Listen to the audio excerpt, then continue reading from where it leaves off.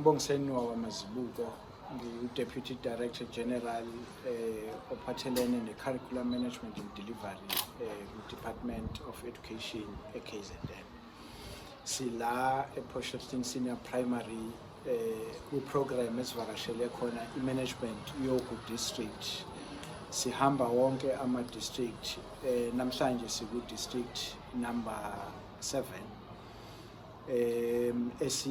Esithi sizama ukuchaza ukuthi u-ECD ubaluleke ngani. U-ECD uyingxenye yokufunda kwabantwana bethu ukuthi abantwana mangabe bezalwa uzalwa noma uqala ukufunda esekumama wakhe aphume aye esikoleni ngokujwayelekile siyibiza nge-crash.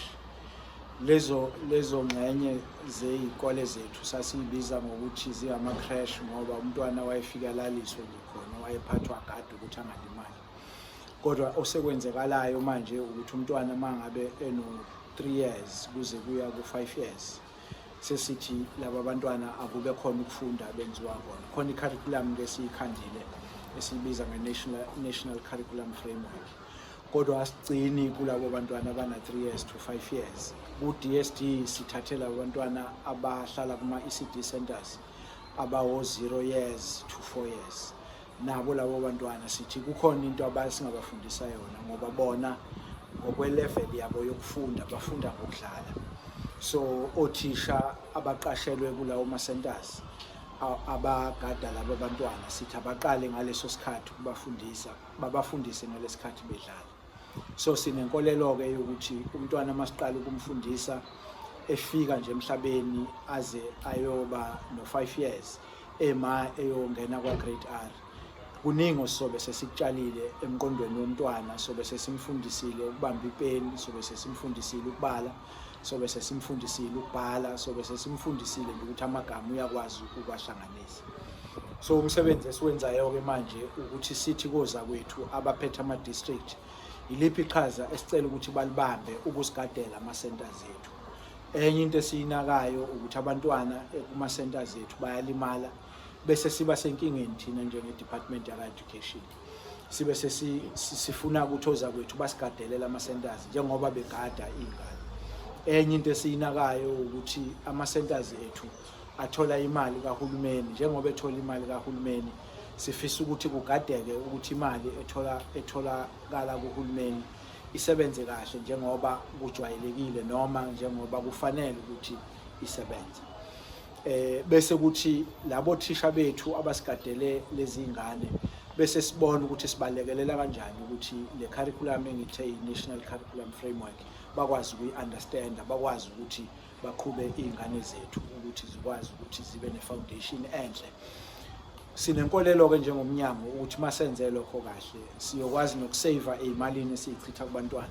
Sithola sesichitha imali eningi kubantwana sesizama ukuthi baphase u-grade 12. Kanti uma ngabe senze kahle, uma abantwana besebancane siyokwazi ukuthi siyisave lezo mali.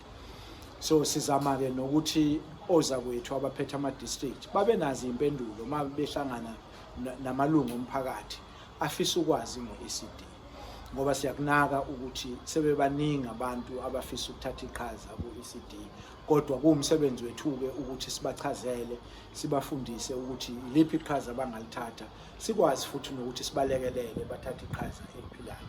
Ngoba iy'kole njengoba sezikithi esiyibiza ngama-ECD centers, inhloso yethu ukuthi kube zikole la umntwana elekelelwa khona ukuthi akhule ngokomqondo, akhule ngokomoya ukuze abe umntwana okwaziyo ukuthi siqhoshe ngaye abe uyi-citizen eliphilayo lase-South Africa. Mhlawumbe siyabona lama-ECDs inofaka ngaphansi kwa-education eba nezakhiwo noma kuqhubeka abe nezakhiwo zabo lezi abasebenzela kuzona, noma imigomo yenu ikhona yini eniyibekile ezogunyaza lama-ECDs ukuba akwazi ukuthi ahlangabezane nemigomo ye-department njengoba esuka social development kuzongena ngapha kwa-education. Ngoba asikho yini ingqinamba esoyibona noma ezohlangabezana nomnyango ekuthenini kube khona namanye ama-ECDs ukuthi agunyaziwe ukuba akwazi ukuthi afundise noma amise i-curriculum le okuyiyona ye-department.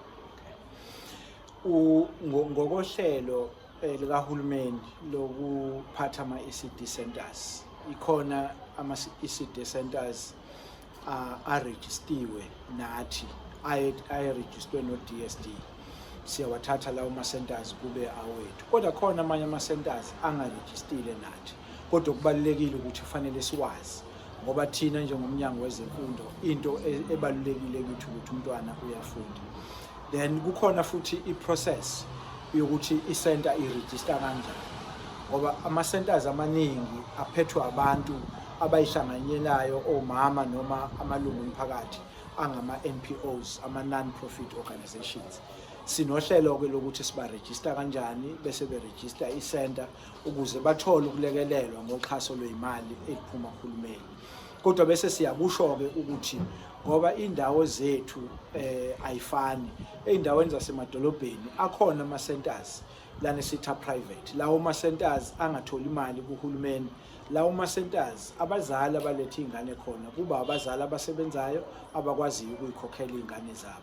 Kodwa okubalulekile kithi ukuthi singene phakathi kuleyo center sibone ukuthi kufundwa lokho okufanele ukuthi kufundwe yini. Singene phakathi siyazi leyo center, ngoba uma sekukhona okwenzekile okungalunganga kahle, umphakathi uyobheka umnyango wezemfundo. So kafishane nje angithi ama-centers awekho ku-level eyodwa ngoba asakhula njengoba nathi sikhula nama-centers.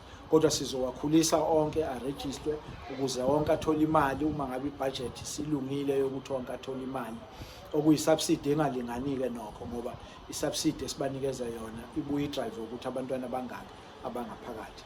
Kodwa okunye okubalulekile njengohulumeni elekelelwa umnyango wezemfundo, fanele sazi ukuthi i-center ne-center inabantwana abangaki.